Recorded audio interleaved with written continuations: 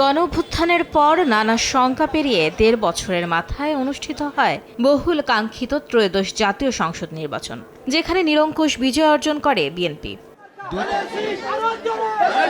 নির্বাচনের তফসিল ঘোষণার আগ থেকেই জনগণের মতামত নিয়ে বিভিন্ন সময়ে বিভিন্ন জরিপ চালায় দেশি বিদেশি নানান সংস্থা, যেখানে উঠে আসে রাজনৈতিক দলগুলোর ওপর জন আকাঙ্ক্ষার কথা।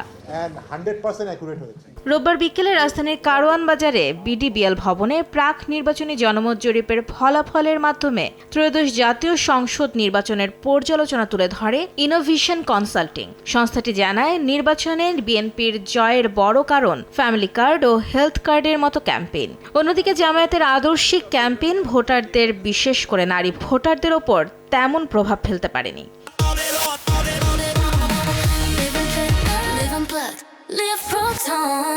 জানুয়ারি সার্ভেতে দেখাচ্ছিল যে ২৬.৬% পূর্ববর্তী আনডিসাইডেড ভোটার বিএনপির দিকে ঝুঁকেছে, 14.2% পূর্ববর্তী আনডিসাইডেড ভোটার জামাতের দিকে ঝুঁকেছে। অর্থাৎ শেষের দিকে এসে আগে যারা আনডিসাইডেড ছিল তারা বিএনপির দিকে ব্রেক করছিল, যে জন্য বিএনপির এই রেজাল্ট এসছে।